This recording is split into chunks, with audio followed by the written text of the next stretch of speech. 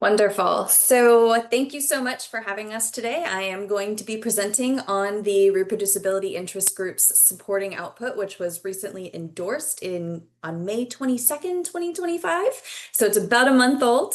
It is the RDA and External Reproducibility Efforts document. I'm presenting on behalf of my other co-chairs, Lee Moore-Peer, Lauren Cadwallader, and Claire Austin.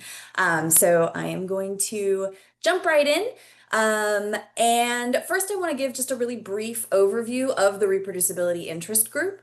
So it was originally established in December of 2014. And after a few years, it went on hiatus after about August 2019. And at that time, reproducible research was really starting to grow in a lot of conversations. And so a few of the current co-chairs, Lee Moore-Peer, Lauren Cadwallader, our prior co-chair, Tom Honeyman, they all started having conversations about maybe reinstating the reproducibility IG. And they brought those conversations to plenary, RDA plenary 20, I believe, and had a BOF session. And all of that to say, it was officially reinstated in July of 2023. And so the main objectives for the Reproducibility IG I've listed here, but one of them is really to provide a forum for holistic discussion of developments around data and code relating to reproducibility and to really help identify the development of tools and services and workflows and computational infrastructures around computational reproducibility. All of this being informed, of course, by different areas and prominent areas of reproducibility, such as FAIR principles, open science, artificial intelligence, data integrity, all of that. And so some of our recent activities, we have the currently right now, Claire Austin, one of our co-chairs, is leading the charge on implementing and starting up the reproducibility checklist working group with absolutely incredible assistance from RDA Tiger.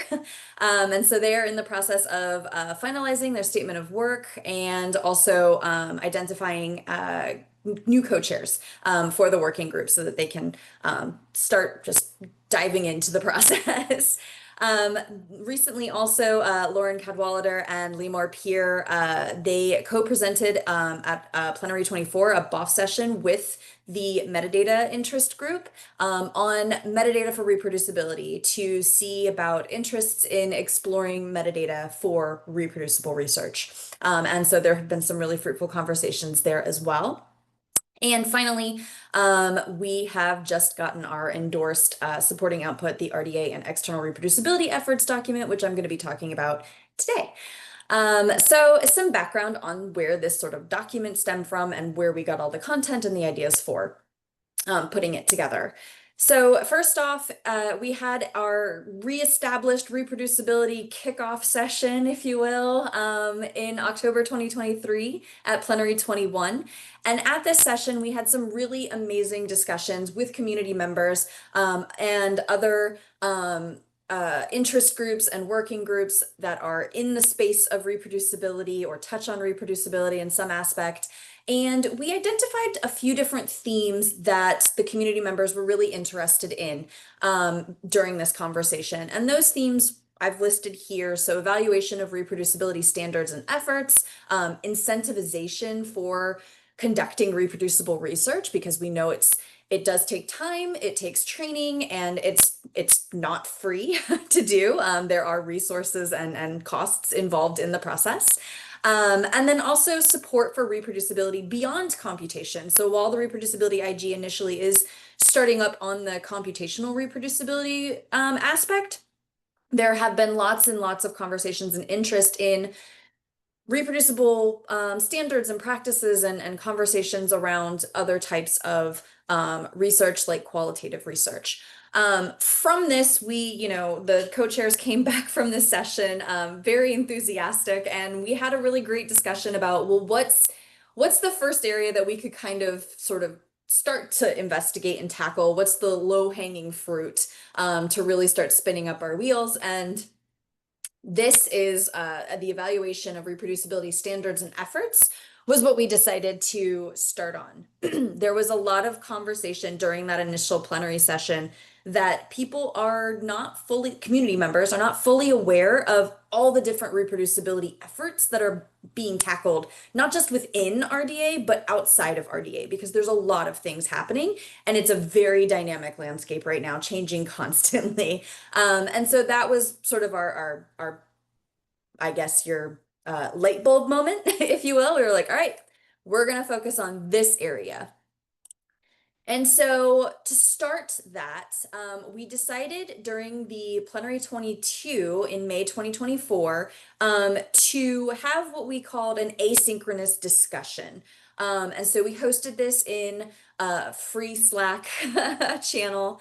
And this session, what we did was prior to the plenary timeline, we reached out to 20 different groups, both inside RDA and outside of RDA. And we asked them different questions related to reproducibility to understand what their organization is, what their working group does in relation to computational reproducibility, what their vision is when it comes to computational reproducibility, maybe some challenges that they have encountered as they're trying to achieve their vision, and just in general, if they have anything that they wanted to ask the interest group members during the asynchronous discussion. And I've provided a tiny link here that takes you to that initial document where all of the answers were collected. And during the asynchronous discussion, essentially during the plenary, we just dropped the responses from these groups into the Slack channel and allowed people to come and go and talk about it as they wanted. And there were some great discussions that cropped up, and a lot of our community members said that they didn't know about many of these efforts, and so it was really kind of enlightening for them to be able to see all this different work, this great work that was happening around the reproducibility landscape.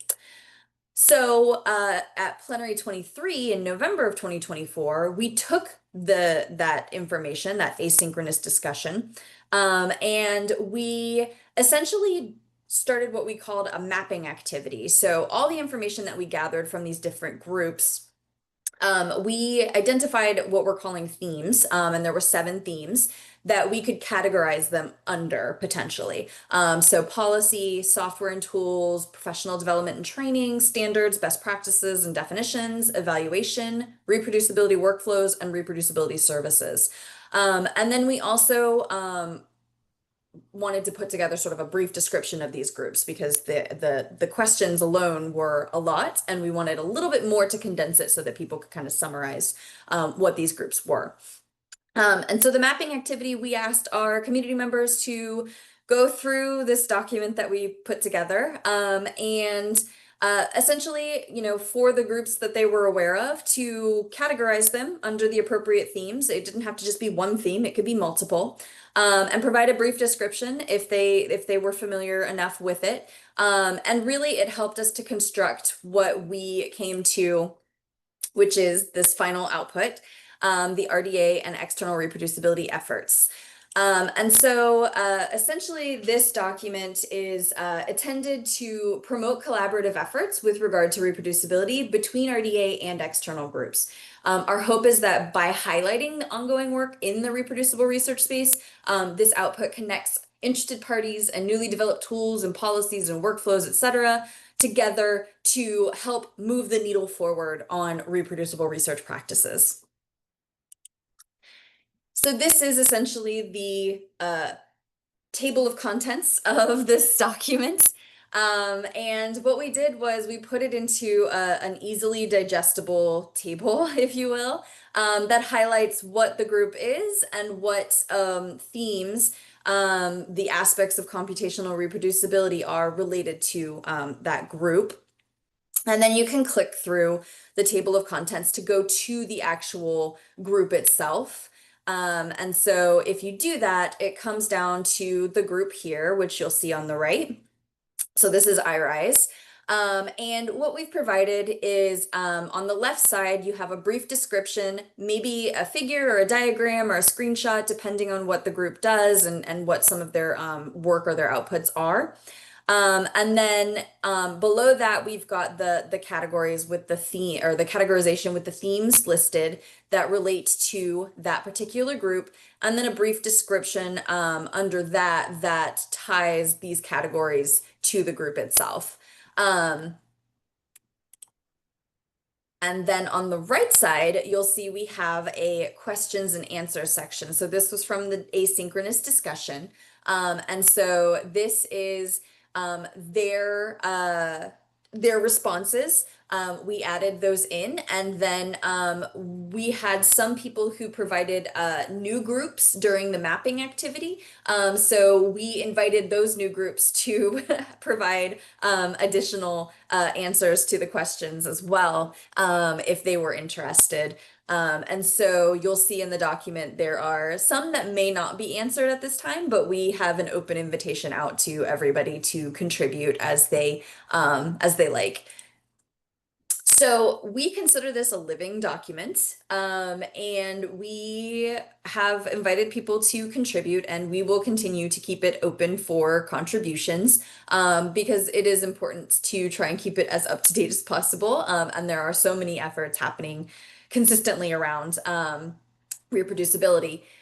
We won't be able to keep track of them all. So we allow people to submit their updates or any additions at any point. They can send them to any of the co-chairs, or through the group forum on the RDA site, which we've got linked here. We will probably revise this document up to 2 times per year. We don't want to do it too many times. And then we'll make sure that we will document the revisions for transparency purposes so people know when we've made additions or edits, etc. So that is it in a nutshell. And I'm happy to take any questions that anyone might have. Thank you. Thank you. Thank you, Mandy, for a wonderful presentation. And of course, we have time now for questions. So you can raise your hand, and I already see one hand or 2 hands. Okay.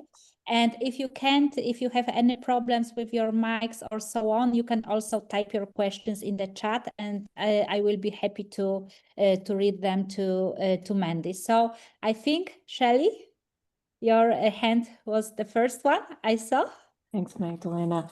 Mandy, what a fantastic presentation. I'm very excited about all of this work. You may or may not be aware that yesterday there was a new memorandum that came out of the White House OSTP, specifically identified as the gold standard for science. And as difficult as that might be for many of us to be reading under this particular administration, it is a really good document for reproducibility in open science. And what AGU intends to do, each of our agencies has 60 days to respond, which is not a lot of time. And yesterday we, oh, sorry, that's Noah, he says. Yesterday, we intended to, I'll put a link into the notes in the chat. We'd like to have speakers on each of the topics of the memorandum, and the very first one is reproducibility. So it would be great, Mandy, to have you and the team speak on this work and give advice and counsel to the US agencies on the best way to implement it. So I hope you are willing to. Yeah, no, definitely. We would definitely be willing to do that. Feel free to reach out. I'm happy to do that. I can drop my email in the chat as well, just to make it a little easier. Great, thank you. Gabby, you are the next one. Thank you. Hi, Mandy. What a good presentation. How interested is the subject that you are working on now? I was wondering, in that context that you had that working group that, well, that group that began to work and then have that pause, and then now you are working again. How do you see the difference, the evolution of of the subject and the context of reproducibility and all that. How you see the evolution or the evolution? I don't know. Yeah, no, thank you. That's a great question. So I wasn't in the reproducibility interest group in 2014, but I was in the reproducibility space. So prior to my current position, I was at the Odum Institute for Research and Social Science at the University of North Carolina in Chapel Hill. And I oversaw their verification service for two political science journals. And so we implemented their reproducibility policies essentially. And I would say, not having been in the 2014, in the group during the 2014 to 2019 period, I would say at least during that time period, I think reproducibility really started to become a very prominent phrase in a lot of scientific conversations and academic conversations. I would say that was also probably around the time when a lot of really negative headlines were going out about data integrity and irreproducibility, which I can never say that word, I apologize. And so I think, between then and now, the conversation is maybe there's still conversations about those headlines, but I think maybe it is more towards let's not catastrophize these types of situations, and instead let's find solutions and let's find training and support to really help people understand not only the necessity of reproducible research practices, but the responsibility of reproducible research practices in conducting research itself. And so I think that's where the space is shifting. And now as Shelley mentioned, with the gold standard for science conversation that is happening now, and the administration and all of that, I think now is the time for our communities to come together and really assert what that gold standard is and should be, and really support our communities in conducting research responsibly. And so, yeah, I think that's kind of where things are going. I can't speak to the group itself, but I'm trying to be very positive about the evolution of reproducible research. So we're excited about it. We all have a lot of interest in it, and all of us are very much experienced in it. And so we're excited to see where it goes and where it evolves, and we're hoping to be involved in that process. Yes, I guess it's what we have to be, very positive. But I think it's interesting because I think it's what happened with most of the topics and work in general in open science is that openness, that feeling that more than a lot of problems, what we do is to have solutions to the problems that we encounter when we develop what we are doing. Thank you. Thank you. Yes, yes, thank you. Okay, thank you, Gabby, for your question. Any other questions? In the chat, I can't see, but I have one question, Mandy, from your Okay. presentation. One of your first slides, you mentioned that some kind of issues you are interested in, like in group, and you mentioned incentivization. Yes. Yes, and I would like to ask you what kind, maybe you identified already some kind of incentivizations for conducting reproducibility research, and I wonder if you can give us any of the examples, or maybe where do you looking for them, if they are, for example, implemented to the strategy of the university or something like that, some kind of policy. Yeah, so I will say the interest group has not focused on incentivization yet. it is definitely on our radar because we had some really great conversations during the plenary session about incentivization.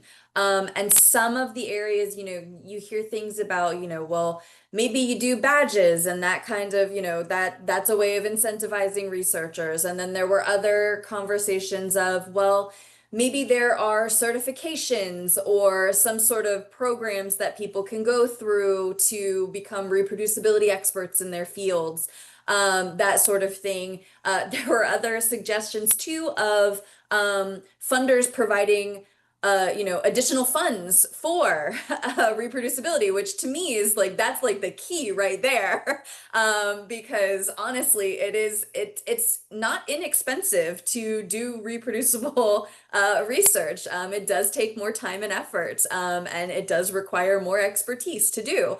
And so there's been lots of different interesting conversations, but we haven't really focused yet on kind of bringing all of those conversations together and kind of figuring out some different pathways. But it is on our radar, so maybe that's the next thing after this supporting output.